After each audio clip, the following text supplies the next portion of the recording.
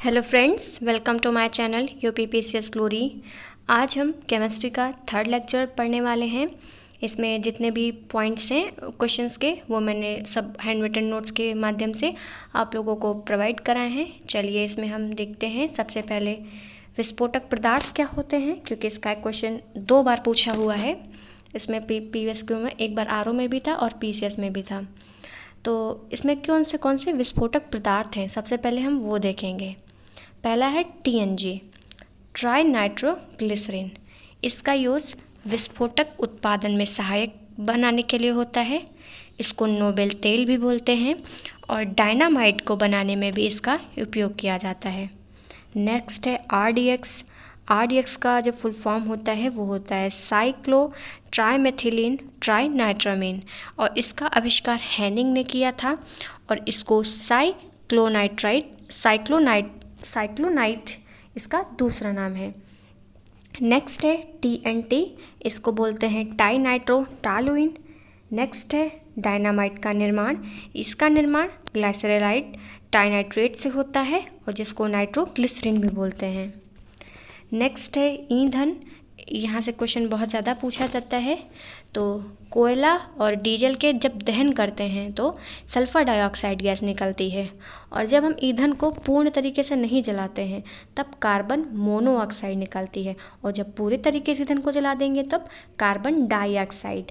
ध्यान रखिएगा, जब पूरा कोई चीज़ जल जाए तो कार्बन डाइऑक्साइड, लेकिन अगर अधूरा जल रहा है, पूरे तरीके से नहीं जल पा रहा है तो को कार्बन मोनोऑक्साइड। अम्ल वर्षा, ये बहुत बार क्वेश्चन पूछा गया है कि अम्ल वर्षा किसकी वजह से होती है। तो अम्ल वर्षा के लिए जो रिस्पॉन्सिबल वो होते हैं सल्फर और नाइट्रोजन के ऑक्साइड।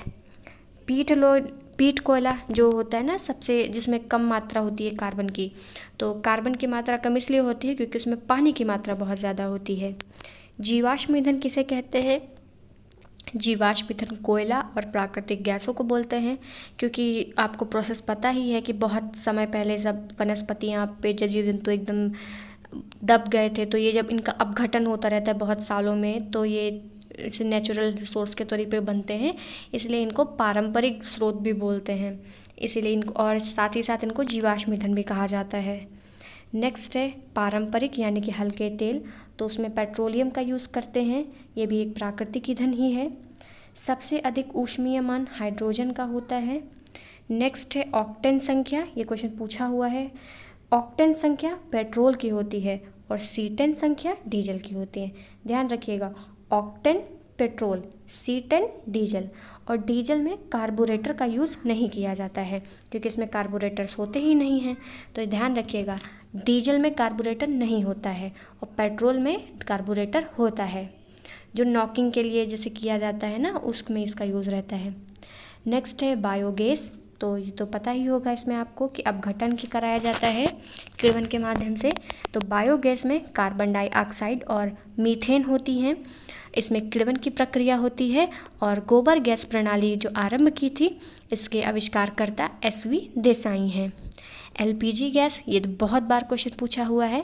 LPG यानी कि लिक्विफाइड पेट्रोलियम गैस, इसमें ब्यूटेन और प्रोपेन गैस होती हैं। इथेन गैस भी होती है इसमें अल्प मात्रा में, और जो दुर्गंध होती है ना, कि जैसे एक्चुअली जो नेचुरल तरीके से इसमें मिलाया जाता है ना, उसमें कोई भी स्मेल नहीं होती है, तो इसमें स्मेल का फील कराने के लिए इसमें एथाइल मरकप्टेन को मिलाया जाता है ताकि उसकी स्मेल फील हो सके। और ये जो होता है इसमें ये लिक्विड जैसे होता है ना LPG, तो गैस की फॉर्म में सोचेंगे गैस की फॉर्म में रहेगा, लेकिन सिलेंडर के अंदर जो गैस होती है LPG वो लिक्विड फॉर्म में होती है। कोल गैस हाइड्रोजन, मीथेन और कार्बन मोनोऑक्साइड को बोलते हैं। CNG गैस होती है कंप्रेस्ड नेचुरल गैस, इसमें मीथेन और इथेन होता है, और ये काफ़ी अच्छी मानी जाती है एज़ कम्पेयर टू LPG। और सिलेंडर में जो गैस होती है वो तरल के माध्यम से होती है, ये बताया है क्योंकि ये UPSC का वही उसमें क्वेश्चन था, उसमें स्टेटमेंट में लिखा हुआ था कि द्रव अवस्था गैस अवस्था में रहती है। ध्यान दीजिएगा, सिलेंडर में जो गैस है वो तरल अवस्था में है। नेक्स्ट है गैसोहाल, इसमें एथिल एल्कोहल और पेट्रोलियम होता है, और इसको गैसोलीन भी कहा जाता है। एक मिनट। नेक्स्ट है लेड टेट्राएथीन, इसका फॉर्मूला है CH3 CH3H2 का होल 4 एंड Pb। और इसका जो यूज़ करते हैं लेड टेट्राइथिल का, वो कार के इंजन में नॉकिंग से बचाने के लिए करते हैं।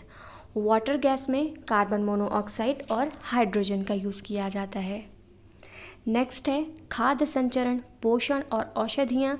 क्वेश्चन बहुत ही ज़्यादा बार पूछा जाता है, बहुत इंपॉर्टेंट भी है। तो सबसे पहले देखेंगे कि प्रिजर्वेटिव्स क्या क्या चीज़ें होती हैं, यानी कि हम किन का यूज़ करते हैं मतलब चीज़ों को सुरक्षित रखने के लिए। इसमें सोडियम बेंजोएट, पोटेशियम मेटाबाइसल्फर, एपॉक्साइड और सार्बिक अम्ल, ये 4 चीज़ें हैं जो परिरक्षक मानी जाती हैं, जो खाद्य चीज़ों का संग्रहण करती हैं। नेक्स्ट है ज्वरनाशक यानी एंटीपायरेटिक्स, यानी जब वो आ जाता है ना फीवर तो हम क्या खाते हैं, तो उसमें एस्पिरिन, पैरासीटामोल और फिनएसिटिन। नेक्स्ट है पीड़ाहारी एनाल्जेसिक, जैसे जब चोट लग जाए, दर्द होता है तो हम कौन सी दवाई खाएंगे। तो पहले देखेंगे अनिद्राकारी, क्योंकि इसमें भी 2 होती हैं। दर्द होने लगता है तो कुछ दवाई ऐसे दे देते हैं कि खा के बंदा सो जाए, कुछ ऐसी होती है जिसमें नींद ना आए बट आराम मिल जाए। तो अनिद्राकारी जिसको खाने से नींद ना आए, उसमें होती है एस्पिरिन, पैरासीटामोल। और दूसरी होती है निद्राकारी, इसमें अफीन, मार्फिन और कोकीन का यूज़ किया जाता है। नेक्स्ट है प्रतिरोधी यानी कि एंटीसेप्टिक्स, इसमें बोरिक एसिड, पोटेशियम परमैंगनेट और आयोडाफॉर्म का यूज़ किया जाता है।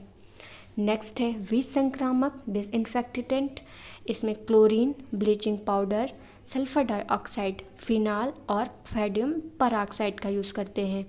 इसमें ये होता है ना कि जैसे पानी की अशुद्धियों को दूर करने के लिए क्या क्या विधियाँ अपनाई जाती हैं, तो हम इन सारी चीज़ों का यूज़ करके पानी को उसमें कर सकते हैं।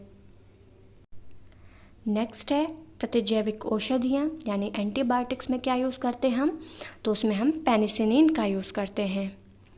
नेक्स्ट है सल्फा ड्रग्स क्या होते हैं, तो ये क्वेश्चन पूछा हुआ था अभी रिसेंट के 2-3 साल पहले का ही ये। सल्फा ड्रग्स जो होते हैं वो प्रतिजीवाणुक यानी कि एंटी बैक्टीरियल होते हैं, यानी कि उसमें बैक्टीरिया नहीं है और बैक्टीरिया के अगेंस्ट वो वर्क करते हैं। कोलाइड में दूध होता है, आइसक्रीम होता है और खून होता है, लेकिन शहद एक कोलाइड नहीं है। लौंग का तेल, इसमें यूजेनॉल पाया जाता है। शांतिकारक औषधियाँ यानी सेडेटिव्स क्या होते हैं, इसमें पोटेशियम ब्रोमाइड का यूज़ करते हैं और इसका यूज़ मिर्गी के उपचार में भी किया जाता है। चिप्स के पैकेट में नाइट्रोजन गैस भरी होती है जो एकदम फूला फूला सा रहता है, तुरंत उसको फोड़ो तो सब हवा बाहर, तो उसमें नाइट्रोजन गैस होती है। शहद का घटक फ्रक्टोज होता है और इसे मीठी चीनी भी कहते हैं।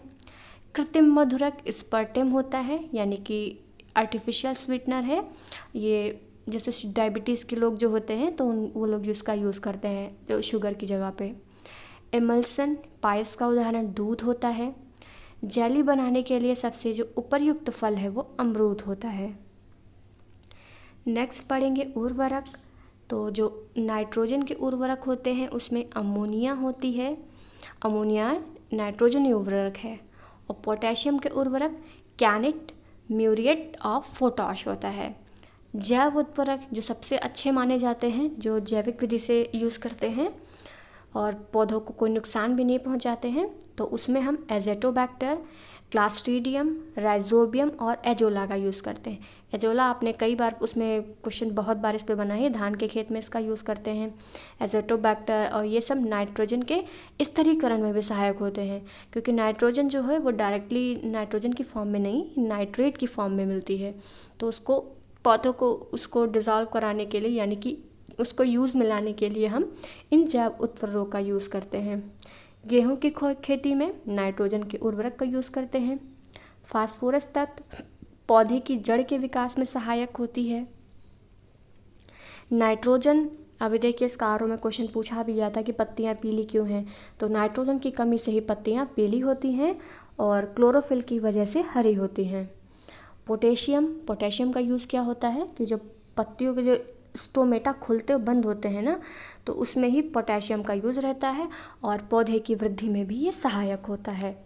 नेक्स्ट है यूरिया, इसको कार्बामाइड भी बोलते हैं। यूरिया जो होती है वो नाइट्रोजन युक्त कार्बनिक यौगिक होती है, यानी कि इसमें नाइट्रोजन पाया जरूर जाएगा। इसका फॉर्मूला होता है CuNH2 का होल ट्वाइस। और इसमें 47% नाइट्रोजन होता है और पर्णीय छिड़काव में इसका यूज़ करते हैं। जैसे यूरिया होता है ना, खेतों में आपने देखा होगा वाइट वाइट छोटी छोटी होती है, उसको खेतों में छिड़कते हैं ताकि कीट पतंग ना लगें। मैं तो जब छोटी थी तो यूरिया देखती तो मुझे लगता था ये चीनी है, बट मुझे चीनी एकदम, ये यूरिया एकदम गोल कैसी है, तो बाद में पता चला कि नहीं वो चीनी नहीं है। तो ये कर्मकांड मेरे से हुए हैं, उसको चीनी समझ बैठी थी एक बार। और हरी खाद के रूप में सनई का यूज़ करते हैं। ह्यूमस या जैविक कोलाइट्स होते हैं, जैसे ह्यूमस जो मिट्टी में जो जैविक मात्रा में पाए जाते हैं, जो बहुत ही उर्वर मतलब अच्छे माने जाते हैं मिट्टी के लिए, क्योंकि अगर ह्यूमस की मात्रा होगी तो वो बहुत ज़्यादा मिट्टी फर्टाइल हो जाती है। तो ये जैविक कोलाइट्स ही होते हैं। राइजोबियम लेगुमिनेसेस, इस उर्वरक का यूज़ हम मटर की खेती में करते हैं और एज़ोटोबैक्टर का यूज़ हम गेहूँ के लिए करते हैं। कुछ मिसलेनियस क्वेश्चन है, उनको मैंने एक ही जगह पे लिख दिया है। पहला इसमें है मच्छर भगाने वाली दवा। मच्छर भगाने वाली दवा एलिथ्रिन होती है, जो आप देखते हैं मॉर्टिन, ये जो मॉर्टिन होती है इसको ही एलिथ्रिन बोलते हैं। और ये एक संश्लेषित पायरेथ्रोइड होती है और ये एक बीजीय पौधे से प्राप्त होती है। अग्निशमन यंत्र जो आप रेड रेड से देखते हैं, उसके अंदर कार्बन डाइऑक्साइड, सोडियम बाइकार्बोनेट और डाइल्यूट H2SO4 उसमें पाया जाता है। चूहा मारने वाली दवा, इसको रोडेंटनाशी भी कहते हैं। और चूहा मारने वाली दवा जो होती है वो पोटेशियम साइनाइड या फिर zinc phosphide, most of the जगह जिंक फास्फाइड ही लिखा होता है क्वेश्चन में, तो ध्यान रखिएगा। बट सेकंड ऑप्शन भी लर्न कर लीजिएगा, क्योंकि मान लीजिए वो वहाँ पे ऑप्शन चेंज करके ये लिख दिया जाए, हम सोचेंगे कि नहीं हम तो जिंक फास्फाइड पढ़ के आए थे, तो ये गलत होगा। तो ऐसा नहीं है, पोटेशियम साइनाइड भी होता है रोडेंटनाशी। मस्टर्ड गैस जो बोला था कि वर्ल्ड वॉर में यूज़ की गई थी, इसमें डाइक्लोरो डाइइथाइल सल्फाइड का यूज़ होता है। क्रुक्स कांच, ये पराबैंगनी किरणों का अवशोषण करते हैं और ये धूप के चश्मे में भी यूज़ होता है और जिसका निर्माण सेरियम ऑक्साइड से होता है। नेक्स्ट है जिंक ऑक्साइड, इसको यशद पुष्प और इसको फिलॉसफर वून भी बोलते हैं, क्योंकि एक जगह ये पूछा हुआ भी है कि फिलॉसफर वूल क्या होता है, तो फिलॉसफर वूल जिंक ऑक्साइड को ही बोलते हैं। और इसका जो यूज़ होता है वो सौंदर्य प्रसाधन, स्याही और मलहम में ही किया जाता है। कृत्रिम वर्षा यानी आर्टिफिशियल रेन किस वजह से होती है, उसमें सिल्वर ऑक्साइड और शुष्क बर्फ़ का यूज़ किया जाता है, इसलिए कृत्रिम वर्षा होती है। माचिस जो तीली जलती है कि उसमें माचिस पे एकदम से रगड़ते हैं एकदम जल जाती है, तो वो फास्फोरस ऑक्साइड की वजह से जलती है। और जो माचिस की तीली के आगे छोटा सा जो गोल गोल टिप पे मसाला जैसा लगा होता है वो जिलेटिन होता है। तो याद रखिए, जो आगे माचिस की तीली पे जो मसाला है वो जिलेटिन है। माचिस पे जो वो जो एक स्ट्रिप सी होती है जिस पे हम रगड़ते हैं वो फास्फोरस ऑक्साइड होता है। पैरा यूरेनियम तत्व, इसकी खोज सीबॉर्ग ने की थी। मेसॉन की खोज हिडेकी युकावा ने की थी। पॉजिट्रॉन की खोज एंडरसन एंड हेस्के की थी। सूर्य और तारों में ऊर्जा, इसके बारे में H.A. बेथे ने बताया था। फायर अलार्म, इसका क्वेश्चन कई बार पूछा है, तो ये फायर अलार्म जो होती हैं वो फोटो सेल से बनी हुई होती हैं और इनको फोटोवोल्टाइक सेल भी बोला जाता है। अग्निरोधी कपड़ा, कि मतलब जैसे होता है ना आग कहीं लग जाती है तो लोग कपड़े पहन के एकदम से घुस जाते हैं, तो ऐसे कपड़े जो मतलब जले नहीं आग में, तो ये एल्युमिनियम सल्फेट के बने हुए होते हैं। कार्बन डेटिंग, तो जैसे होता है ना C14 विधि का यूज़ करके मतलब ज्ञात करते हैं कि कितनी पुरानी कोई चीज़ है, तो इसी तरह के जो कार्बन डेटिंग होती है वो फॉसिल्स की उम्र यानी कि जो जीवाश्म होते हैं उनकी उम्र निर्धारण के लिए किया जाता है। और एक रेडियो धर्मी डेटिंग भी होती है, इसमें पृथ्वी और चट्टानों की उम्र के बारे में पता किया जाता है। यूरेनियम डेटिंग रेडियोधर्मी में चट्टान है और यूरेनियम डेटिंग में पृथ्वी की आयु का पता लगाया जाता है। वैसे ही वो बोलते हैं ना कि पेड़ कितने वर्ष पुराना है, इसको कैसे पता करेंगे, तो जब पेड़ कटा हुआ होता है उसमें कितने देखेंगे उसमें रिंग्स कितने हैं, उसमें कितने वलय पड़ रहे हैं, तो जितने ज़्यादा वलय होते हैं उतनी ही उसकी उम्र होती है। नेक्स्ट है मृत मछली की दुर्गंध, जैसे मछली मर जाती बहुत गंदा स्मेल करती है, तो वो अमीनो यौगिक की वजह से करती है। लाल स्याही जो रेड स्याही होती है वो इयोसिन की बनी हुई होती है।